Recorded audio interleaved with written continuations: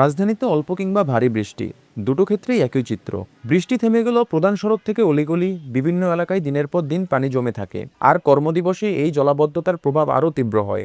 যানজট, ধীরগতির যান চলাচল এবং কর্মস্থলে পৌঁছাতে দীর্ঘ বিলম্ব, সব মিলিয়ে দুর্ভোগ বেড়ে যায় কয়েক গুণ। শুধু ড্রেনেজ ব্যবস্থাই নয়, রাজধানীর জলাবদ্ধতার অন্যতম কারণ পানি নিষ্কাশন ব্যবস্থার অকার্যকারিতা। খাল, স্লুইস গেট, পাম্প স্টেশন ও ড্রেনেজ অবকাঠামোর বড় একটি অংশ পুরোপুরি কার্যকর নয়। নিয়মিত রক্ষণাবেক্ষণের ঘাটতি, অচল যন্ত্রপাতি এবং বিভিন্ন সংস্থার সমন্বয়হীনতায় বৃষ্টির পানি দ্রুত সরানো সম্ভব হচ্ছে না। রাজধানীর পানি নিষ্কাশন ব্যবস্থার দুর্বল চিত্র উঠে এসেছে সিটি কর্পোরেশনের তথ্যও। ঢাকা দক্ষিণ সিটি কর্পোরেশনের প্রকৌশল বিভাগ বলছে, বৃষ্টির পানি নদীতে সরিয়ে নেওয়ার জন্য থাকা ৪১টি স্লুইস গেটের অর্ধেকেরও কম পুরোপুরি কার্যকর। বাকিগুলোর অনেকগুলো অচল, আবার কিছু আংশিক সচল থাকলেও পানি নিষ্কাশনে কার্যকর ভূমিকা রাখতে পারছে না। এসব স্লুইস গেট পরিচালনায় রয়েছে জনবলের ঘাটতিও। এদিকে রাজধানীর পানি নিষ্কাশন ব্যবস্থার গুরুত্বপূর্ণ অবকাঠামোর অনেকগুলোই এখন পূর্ণ সক্ষমতায় কাজ করছে না। কোথাও পাম্প বিকল, কোথাও যন্ত্রপাতি সংকট, আবার অনেক খাল হারিয়েছে পানি প্রবাহের সক্ষমতা। ফলে বৃষ্টির পানি দ্রুত অপসারণ সম্ভব হচ্ছে না।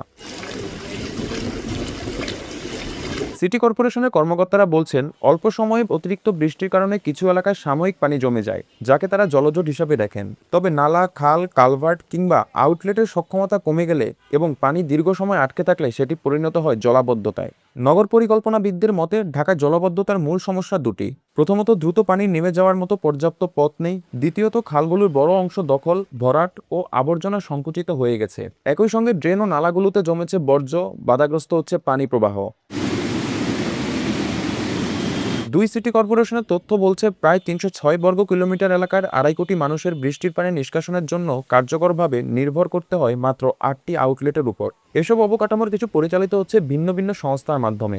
সিটি কর্পোরেশনের দাবি, বাসাবাড়ির কঠিন বর্জ্য ও প্লাস্টিক ড্রেনে ফেলার কারণে পানি চলাচলে বাধাগ্রস্ত হচ্ছে। তবে সংশ্লিষ্টদের মতে, শুধু বর্জ্য নয়, দীর্ঘদিনের অব্যবস্থাপনা, রক্ষণাবেক্ষণের ঘাটতি এবং দুর্বল পানি নিষ্কাশন ব্যবস্থাই ঢাকার জলাবদ্ধতার মূল কারণ। বর্ষা রাজধানীতে জলাবদ্ধতা, এই চিত্র যেন আর নতুন নয়। প্রতিবছর একই দুর্ভোগের পুনরাবৃত্তি হলেও নগরবাসীর প্রশ্ন একটাই, মেগাসিটি ঢাকায় জলাবদ্ধতার এই সংকটের স্থায়ী সমাধান কবে হবে?